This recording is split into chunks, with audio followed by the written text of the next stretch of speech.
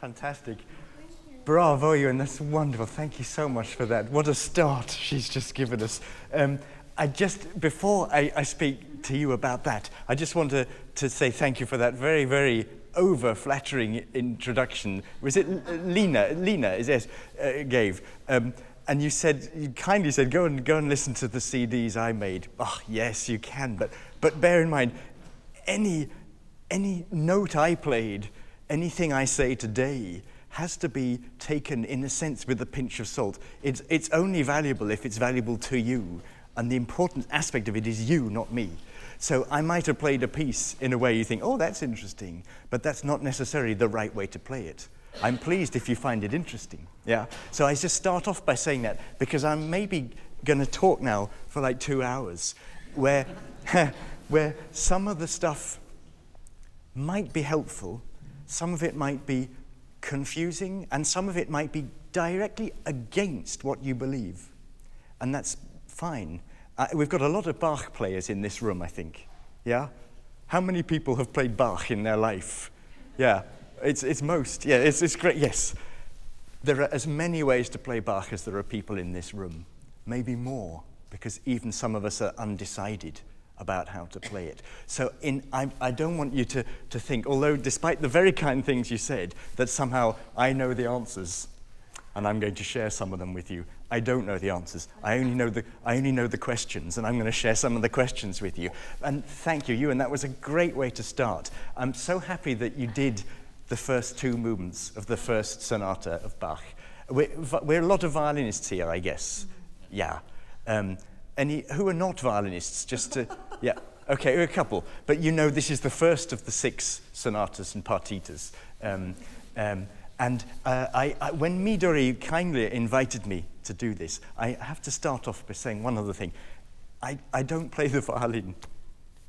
I did play the violin, but I'm not going to demonstrate anything. I'm not here to teach anyone how to play, because, I mean, we've already heard this is spectacular violin playing on a Baroque instrument, yeah? Gut strings. That's no mean feat. Bravo. It's tough work. How long have you been playing this instrument out of a Baroque violin? 1.5 years. You can do this after 1.5 years. Fantastic. Well done. And thank you for doing this. I have to say, if you've never tried gut strings, do give it a go sometimes. It's strange. They are, just as we are made of gut. The strings are made of gut. They do strange things. Imagine how your stomach feels sometimes before a concert. That's what the gut strings do to you in concert. So they're strange things, aren't they? And wow, I think playing Baroque violin, the art of playing Baroque violin is the art of working out how to control the strings so that they don't squeak, so that they're in tune after 10 minutes of hard Bach. Yeah? And after the C major sonata, by the end of that, you're probably playing on a detuned violin. So the art of playing in tune on an instrument which is desperately out of tune is quite some skill. And I would even recommend those who want to study a bit of Baroque violin, practice with the instrument desperately out of tune. Yeah? Put your A string down a quarter tone and your E string down a little more than a quarter, and put your D string up a tiny bit. And that's probably what will have happened in an air-conditioned room like this, halfway through your concert. And then play in tune. In other words, you need to think about fingering stuff, but you've got so much sussed. So much of what you do is absolutely there, and I'm so enjoying it and rather jealous. Now, when Midori asked me to do this, we exchanged emails a few days ago. We talked about editions. I guess you don't have the music in front of you, but I'm sure you're all aware. You do have, is that the Galamian book you have? Is that the one? No, what's this one? Oh, it's Bärenreiter, okay.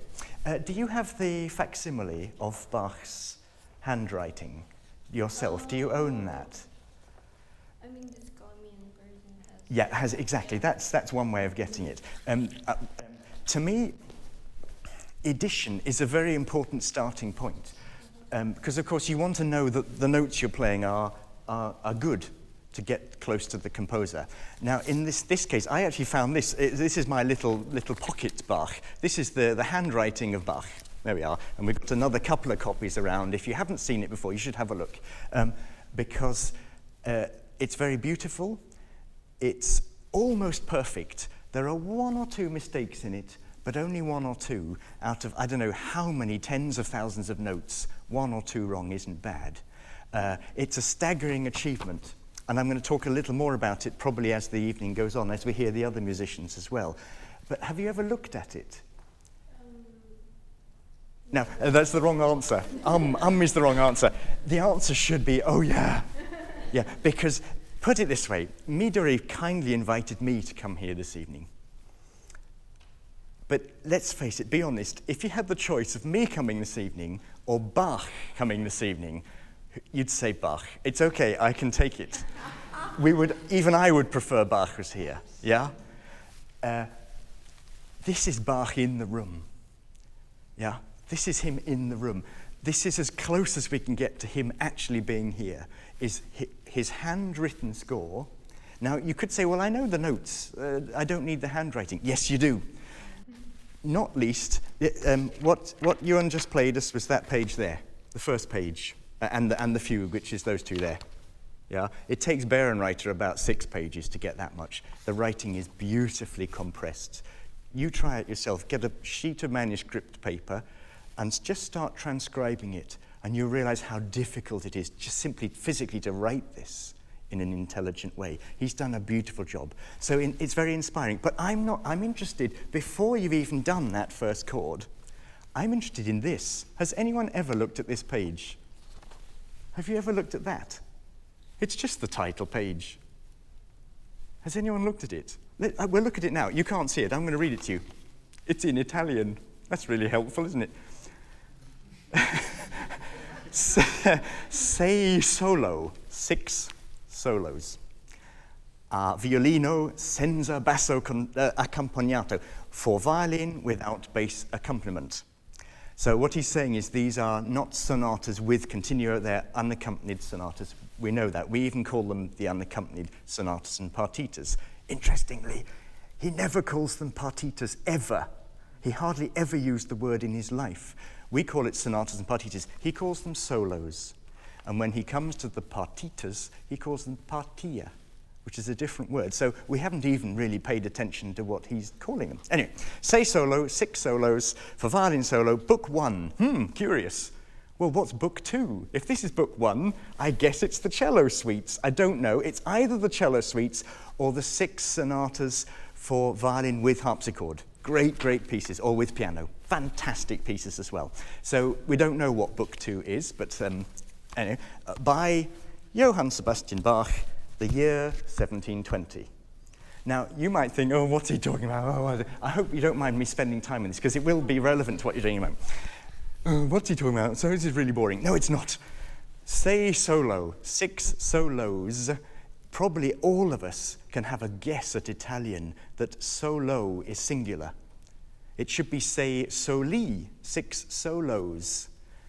An Italian looks at that and sees the words sei solo, you are alone. Well, YuEun, you are feeling very alone, standing there on stage holding a violin. You do feel alone. You are alone. And then you get for violin without violin solo, without accompaniment, book 1, okay, by Bach, and then the year 1720. Now, you probably don't think there's anything strange about that, because I've spent my life looking at Baroque music. It is very, very rare to put a year on the music, for a very practical reason. If you write a cantata in 1719, and then in 1720, someone says, we need a cantata from you, and you say, fine, here we are. Yep. There we are. And they'll say, this is old, this isn't fresh. We want a fresh one. You don't put the year on it. You don't put the date. So why is the date there? What is Bach actually telling us? Can anyone maybe have either a guess, or does anyone know? Why might 1720 be important to Johann Sebastian Bach? How old is he? He's born in 85. He's born in 1865. That went a bit wrong. He was actually born 115 years before he died. After he died. So that's a slight misprint. He was born he was born in 1685. So he's 35 years old. Why? What's special about 1720?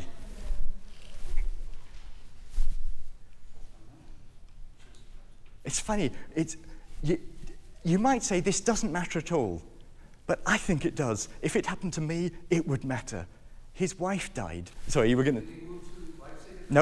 No, before Leipzig. His wife died. His first wife died, who he adored, and died leaving him with 3 children, I think. Carl Philipp, Wilhelm Friedemann, and one other.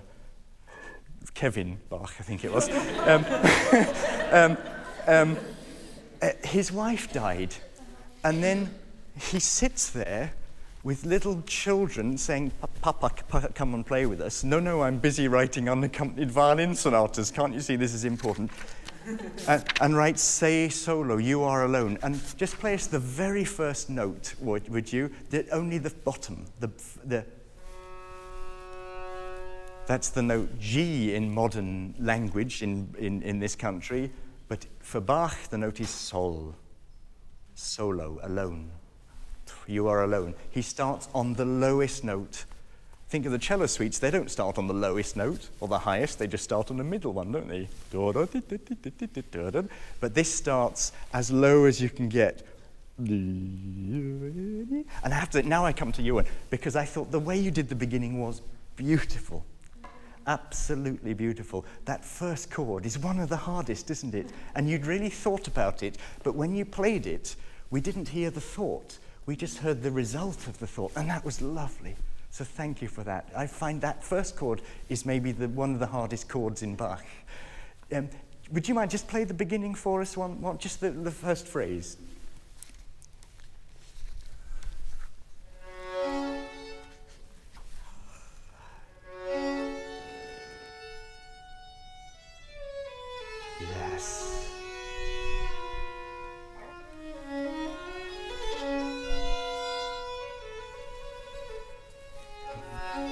Thank you. Exactly, that's lovely. I thought that was even better, because that time you held the G, you held a little longer. So for all of us, we could imagine a second beat that we don't hear. And then the ornamentation came. That was lovely. And then the second chord was beautiful. But the third, I would take issue with, and this is chords generally, not only for this piece, but generally, that if you think what is a chord, it's on a string instrument, it's several notes, 2 or 3 or 4 being played together. It's inevitably going to be a bass note, and then some other parts above. The third chord is a D with notes above it. So you have G, A, D. I missed that. I didn't hear the D, because your focus here was on the high notes. And I think sometimes the listener, actually, we will hear the high notes whatever happens, but we sometimes need help with the low notes. If you don't mind, I go step forward to a place where you did do the low notes fantastically. At the end of the fugue, where's the end of the fugue with the melody in the bass part? There. Just to remind us, would you just jump in and play bum bum bum bim ba da bum bum bum? That little part. With the everything, because this was brilliant bass line playing.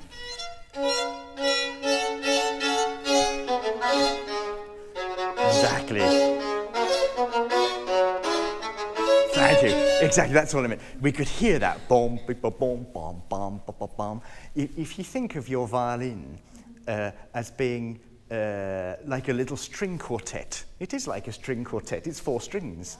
And in that case, the cello, let's call it the cello, the bottom string, is there going dom, beep, bom, bom, bom, bom, bom. And that came out really clearly. I would have that approach generally. And so when I go back to this first chord, we hear that very well. But that one, that's the one I missed, because your bow went so fast across. Now, I'm going to say something which is not only for you, it's for all the violinists here, which I found really useful for playing Bach and playing anything Baroque, actually, but particularly for Bach, which is, and I just mentioned it, that YuEun is playing a string quartet. And I don't just mean that in a useful mental way for us to think it's 4 strings, but actually you are playing a string quartet that the actual, in Bach's time, and not only Bach, all the musicians at that time referred to the strings as if they were one part of an ensemble. So if the bottom string of your violin actually broke and you didn't have another one, and you went to the string maker, do you know what you would ask for?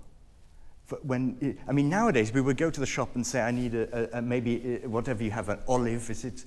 Or whatever it is, I don't know what type of string. But I want a G string, I maybe want this brand, I want this thickness, this whatever, if it's loose or tight or whatever.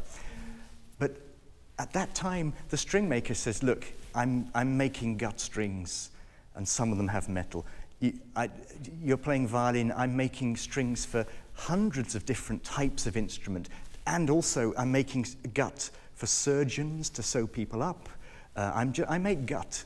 I produce gut. Sorry, G string doesn't mean anything to me. I'm not a musician. So you either ask for the thickness, but how many of us know the thickness of the strings? No, you say you say the nature of the string. I want a bass string for a violin. Ah, okay, why didn't you say so? That's approximately this size, yeah? And the little now that we know about strings is that the bass string, I should say it, let's do it the other way around. The highest, on a violin or a cello, the highest string, let's call it was thickness 1. The next string down would be thickness 1.5. And the next string down, thickness 1.5 of that. So it's all done mathematically. In fact, modern violins are strung in a totally different way, but modern cellos are not. They still keep this system. It's a very good system for a good balance of strings. So they would actually describe it as a bass string. And the D string, what would the D string be? If that's the bass string, what might you call the D string? Yeah, actually the tenor string. And then you might call the A string the alto. In fact, they often call the A string the canto, the singing string. And then the E string, cantino, the little singing string. And in France, they still call it la chanterelle. The E string is called la chanterelle. And they actually had a name for the strings. It wasn't A string, D string, because these are just notes. You go to a different town, and they're playing at a different pitch.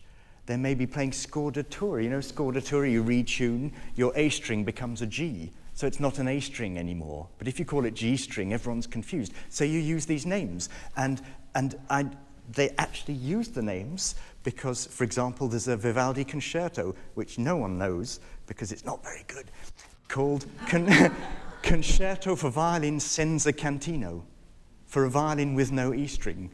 You might say, isn't that a viola? No, it's a violin. It goes very, very high, but you play it on the A string.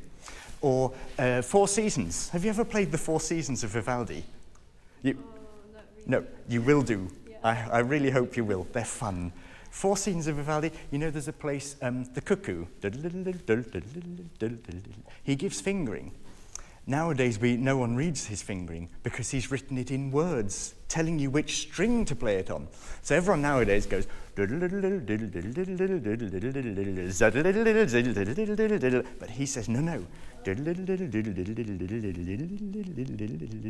He says, go up the tenore and canto, go up the strings. And then finally, when you get to the highest note, he says, now go to cantino. Oh, thank God, thank you. You know, he's put it in words. The fingering is there, Vivaldi's fingering. You never hear anyone do it because they're not thinking. Now, if you're holding a string quartet, your cellist, I know we have some distinguished cello players here, so I'm not going to be rude about cellists, but if you played in a string quartet and your cellist was slightly too soft or ahead of the beat, you'd probably get a bit annoyed, yeah? You want the cello to be the right dynamic and on the beat. You could even say the cellist is the beat. The bass note is the beat. And that's why, this is why I'm coming to the chords. Why I loved it when you did jump, jump, jump, ding, boom, boom, boom, boom, beam, ding, dum, dum, ba, ba, ba, because we got the bass, and then all the music above it sits on that bass. And I'm not talking only how clear the bass is, how rhythmical it is. I mean the placing of it. The bass is the beat. In other places, your focus was on the high notes. Do-ya, do-ya, do. I'm so happy. May I borrow your violin? I'm not going to play it to you, except I'm going to pluck. No, okay. How many violinists, maybe in this room, would play the first chord? That wasn't very well in tune, sorry. That 2 and 2, yeah? We've all heard people do that style. It might be faster, but it's that 2, 2, do, ya, di, di, di, di, da, da, da, da. So ugly, you know. If that was a string quartet, you know, oh, come on. Have your cello and viola go bong, and the violins go va, bong, va. You know. I once did a class a bit like this, and I said, come on, think how a lute player or a guitar player, would you ever hear a guitar player go, and there was a guitarist there. He said, I do that because I hear all the violinists doing it. What I loved about how you did it was that you went, yeah, there's magic there. And you can also use the dynamic that so long as that's clear enough, you don't need to be very loud with the others. Sorry, excuse me. Yes, okay. Do you see? So play around with chords, but bear in mind that we need the bass. And you gave the bass in that very clear place, but always think of the bass. I even, to the extent, play sometimes just through the bass line, like the first adagio. Just play through the bass line. Where is it? And because one or two places, I wasn't sure if you were absolutely you were sure of the notes, but you weren't perhaps sure what was the bass we should be hearing. So, yeah. I'm sorry, I didn't spend so much time actually on how you were playing, because there were so many lovely things in it. Thank you, YuEun. Thank you. Absolutely. And bravo, you're a great Baroque player. Absolutely. So keep going with it. And I want to hear the Four Seasons. Yes. Yes.